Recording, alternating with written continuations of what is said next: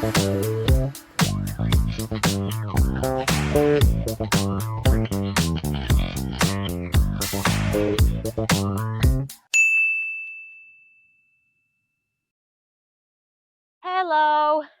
From the northern Cyprus, there are mountains on one side and then the coast on the other. Oh, of course, it's covered now by this bloody poster. They are just everywhere, but well, I'm cycling now on Dipkarpaz Peninsula, which is the easternmost part of northern Cyprus. Woo! I told you, it's beautiful. So that's gonna be my very first vlog from Cyprus, which doesn't mean that I arrived here recently. No, I've been on Cyprus for, oh my god, for 2 weeks already, which is a bit hilarious because I cycled like 100 kilometers in total, I think. Long story short, I just happen to be lazy sometimes, and I think it's good. I mean, it's good to be lazy, but now I'm back on the road and it feels like the real beginning of my bicycle journey through Cyprus.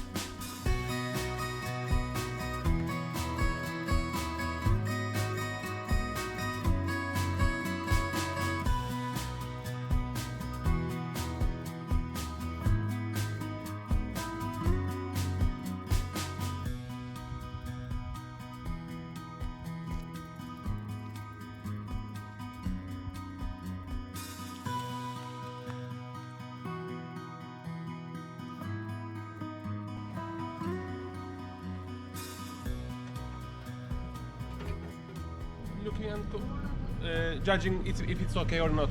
Uh-huh. Where are you from? Poland. Poland, nice. You are living here? Silemes? Excuse me? Silemes? Salamis, let me show you. There is a huge story there. They're found after the Trojan War. There is so much construction work going on here. It's actually a bit overwhelming.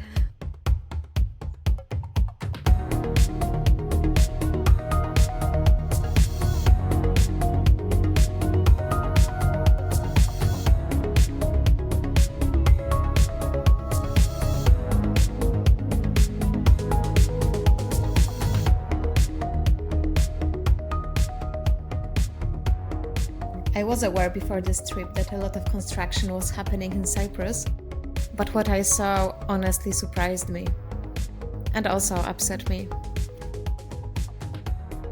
There are lots and lots of apartment buildings being thrown up chaotically, without any long-term planning and without the infrastructure keeping pace. Pristine coastal areas are being built over, and absurd amounts of water are being used on land that is already extremely dry and regularly affected by fires.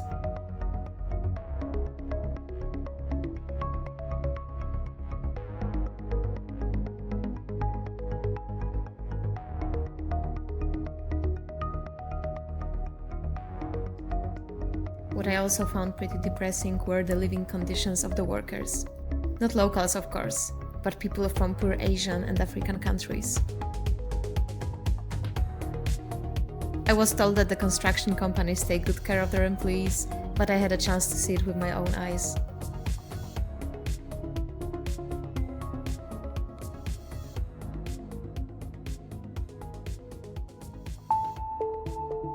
Despite the construction boom taking place here, the peninsula captivates with its incredibly charming landscapes.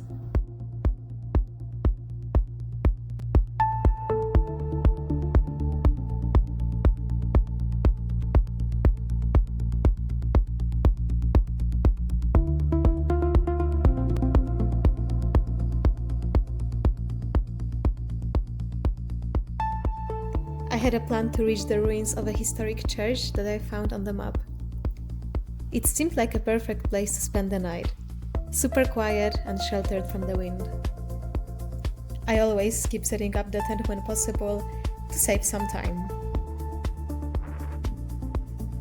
The only problem was that there was only about half an hour left until sunset, and I still had around 20 kilometers to cover.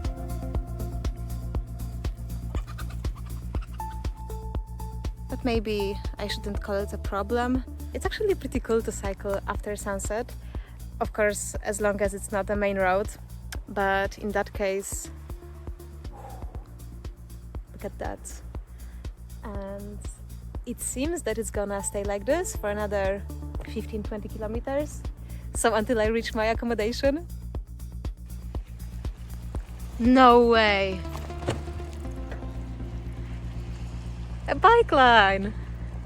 Yo!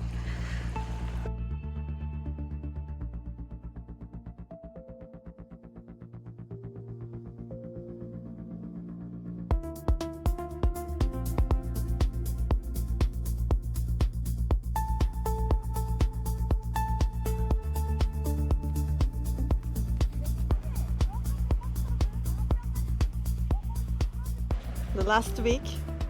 But today nothing? Not, not yet.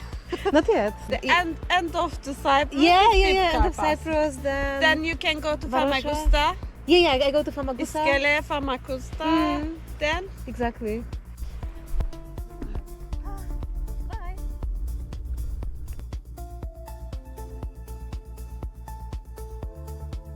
Oh, there's something so magical about cycling in the dark. Although it's not completely dark yet, and now I have about 8 kilometers left.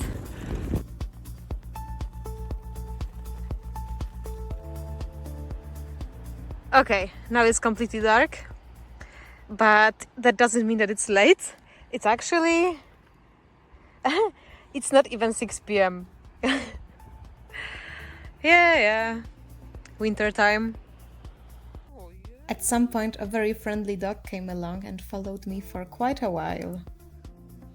For the very first time, it crossed my mind that having a guard dog for the night wouldn't be so bad. But in the end, he had other plans and left. After passing a rather creepy construction site, I finally reached my destination. I arrived. And then... Oh no! How could they have done it to me? It's really a pity that it didn't work.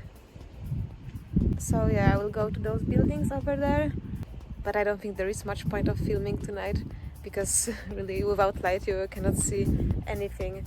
So I will come back to you tomorrow morning. See ya! It turned out the church ruins had been renovated recently and are locked at night. So instead I ended up sleeping at a nearby construction site, in one of the buildings I'd been complaining about all day. Now that's irony.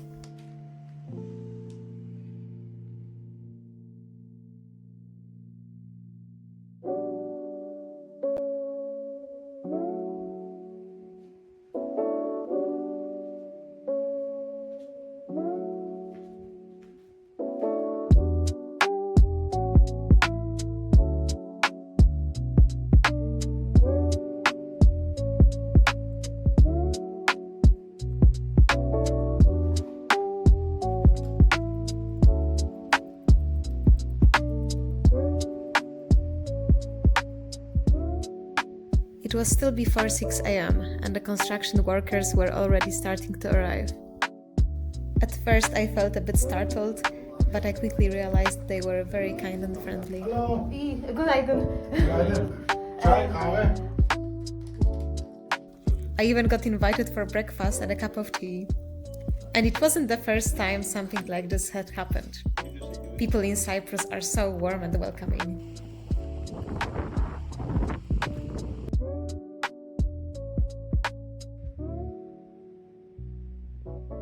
Yo! I'm so happy to be here, especially when I think of that super busy road by Esentepe, because this is basically the same road, it just got pretty empty. Yeah, life feels good in such moments.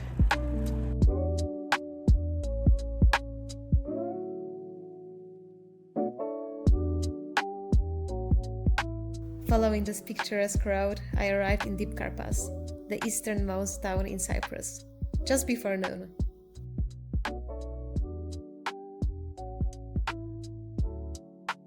Getting here definitely deserved a little reward. so I stopped at the local cafe to charge all my devices and enjoy plenty of Turkish tea. As always, the local guys were kind and curious, but not pushy. By the way, I just love that cafe vibe you get in Southern Europe. It's something I miss a bit back home, where older people don't really go out and socialize much. Gel sen boş ver para yok. Teşekkürler. Çok nazik. Hiçbir şey yok bırakma abi.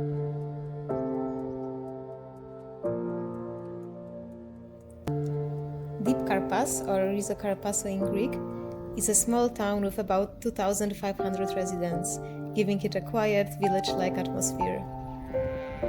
While Turkish Cypriots make up most of the population, Greek Cypriots are also part of the community.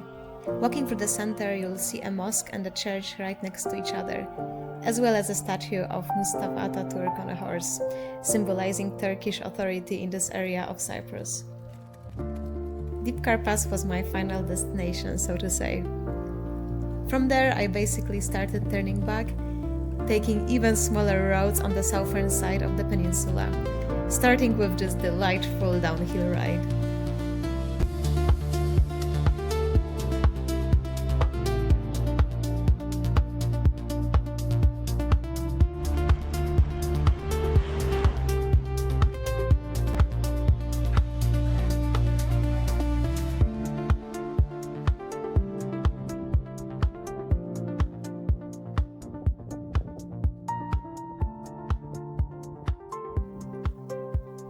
As you can see, this area is pretty empty and far from any bigger town, which gives it a unique, isolated feel. It made me think how amazing it would be to go on a bike tour one day through some wild, remote areas.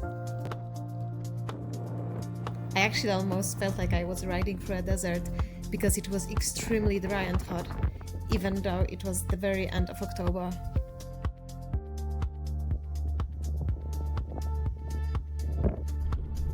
Drenched in sweat, I finally found some precious shade and had to stop for a break.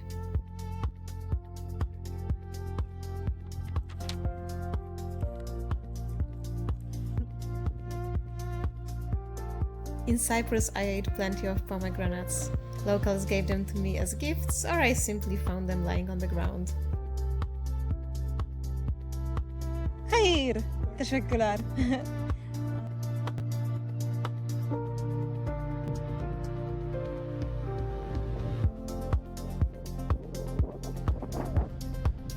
The sun was already low, and I slowly started thinking about where to stay for the night. I really needed a shower after 2 sweaty days on the road, so I was thinking of talking to some locals. Maybe I could pitch my tent in their garden, or they might have an inexpensive room for me. But I didn't get the chance to do that because as I was pushing my bike up the hill, a woman stopped her car with a very interesting idea. Okay. Teşekkürler.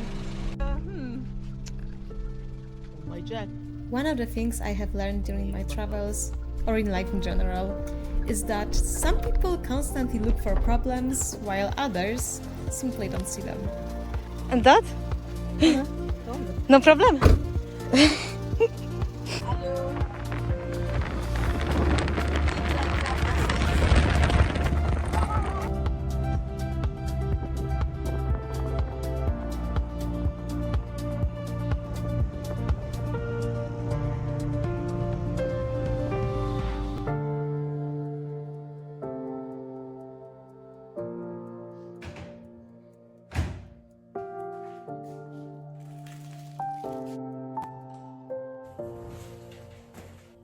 So I ended up in a hotel, which was a bit unexpected and also slightly disappointing because that lady that took me into her tiny car with her very limited English, she asked me, where am I going to sleep tonight?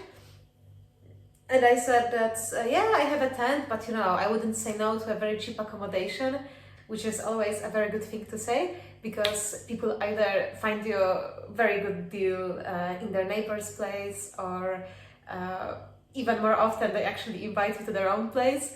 And I had an impression that that lady also was up to it because she started telling me where she lives and how many children she has. She was like, I didn't really understand because I don't speak Turkish. And then she called her son and I think he said no. I'm not sure, I'm guessing, but I think this is what happened. So then she decided to help me finding this cheap accommodation. And the first place we arrived, the guy said that, yeah, welcome, a room for you, 3,000 lira, welcome. But you know, 3,000 lira is like 60 euro, I think. It's not that great deal, at least for me. But actually this is a normal price here in Northern Cyprus. Because of the inflation, prices in Turkey are pretty high now, like you would be surprised. And so it's actually difficult to find accommodation here under 50 euros. But then she took me to another place and I told the guy that, look, the maximum I can pay is 35. Because he also offered 50 euros, which was already better, but still I bargained it down to 35. So quite happy. No need to mention that he actually offered me a room that someone slept in already. But okay, whatever, it's actually very clean and I'm leaving tomorrow morning, so that's fine. So let's see what the next days will bring. And for now, I will chill out with my cup of tea, of course, in my spectacular hotel room. And I will see you in my next video. Hoşça kal, güle güle.